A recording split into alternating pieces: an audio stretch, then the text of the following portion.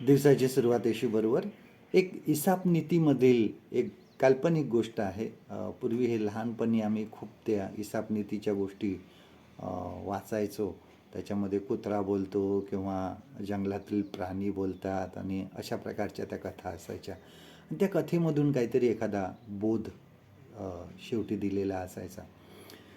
एक सिंह काही एकत्र राहत असतात आणि त्यांचे काही लहान लहान पिल्लंसुद्धा असतात आणि ती सिंहाची पिल्लं काही वेळास खेळत असताना थोडे दूरवर जातात आणि त्यातील एक पिल्लू अधिक दूर जातं आणि परत येताना त्या पिल्ल्याला काही रस्ता सापडत नाही आणि तो इकडे तिकडं शोधत फिरतो. शेवटी त्याला एक लांबवर एक मेंढरांचा कळप दिसतो आणि तो त्या मेंढरांच्या कळपामध्ये जातो आणि त्यांच्याबरोबर राहायला सुरुवात करतो आणि हळूहळू त्याला त्या सवयी लागतात. मेंढरांसारख्याच त्याला सवयी लागतात. तो गवतसुद्धा खायला लागतो, तेथील फळं वगैरे खायला लागतो आणि हळूहळू तो त्यांच्यामध्ये राहतो आणि काही दिवसांनी तो मोठा होतो. मोठा झाल्यावर भरपूर त्याचं रूपांतर एका सिंहामध्ये तयार होतं. परंतु त्याचा जो स्वभाव असतो हा त्या मेंढरांसारखाच राहिलेला असतो आणि एक दिवस एक दुसरा सिंह जंगलातला तो त्या ठिकाणी येतो आणि समोर बघतो तर त्या मेंढरांच्या कळपामध्ये हा सिंहसुद्धा उभा आहे आणि त्याला खूप आश्चर्य वाटतं की हे काय आहे.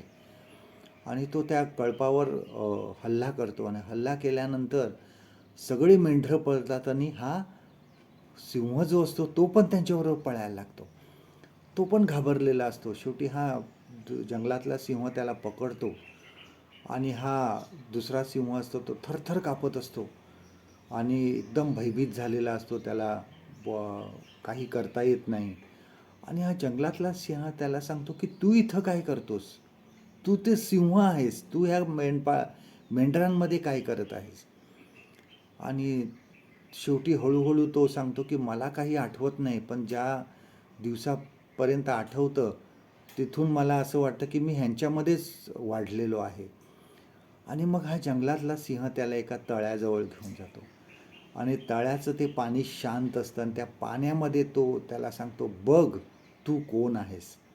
आणि तो खाली वाकून बघतो तर आपलं रूप त्याला पहिल्यांदा दिसतं की तो पण ह्या जंगलातल्या सिंहासारखाच एक सिंह आहे. आणि तो सांगतो की तुला ओळख तू की तू कोण आहेस. आणि मग त्याला वाटतं की हो मी सिंह आहे आणि मग तो जोरदार एक डरकाळी फोडतो त्या जंगलामध्ये. आपल्या जीवनामध्ये बऱ्याचदा असं होतं की आम्ही पापामध्येच आहोत. आम्हाला आठवतच नाही आम्ही किती दिवस किती वर्ष ह्या पापामध्येच आहोत. त्या पापाची आम्हाला सवय लागलेली आहे आणि आपण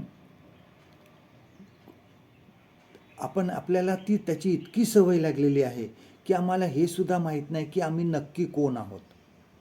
बघा, देवाने आपल्याला त्याची मुले म्हटलेलं आहे. ख्रिस्तामध्ये आम्हाला क्षमा केलेली आहे आणि आता आपण तारण प्राप्त झालेलो आहोत. आणि आपल्याला स्वतःला ओळखण्याची आज गरज आहे. जर आम्ही भरकटलेलो आहोत, जर आम्ही देवाच्या सान्निध्यापासून दूर गेलेलो आहोत, लक्षात घ्या आपला स्वर्गीय बाप कोण आहे. त्यांनी आपल्याला त्याची मुले म्हटलेलं आहे. बघा, उधळ्या पुत्रसुद्धा जेव्हा शुद्धीवर आला तेव्हा त्यांनी काय म्हटलं की मी इथं काय करतोय. त्याला आठवलं की त्याचा बाप कोण आहे, किती मोठा माणूस आहे तो आणि मी ह्या ठिकाणी काय करत आहे. बघा, त्या उधळ्या पुत्राने स्वतःला ओळखलं. प्रियानो, देवाकडे वळा आणि पश्चाताप करा.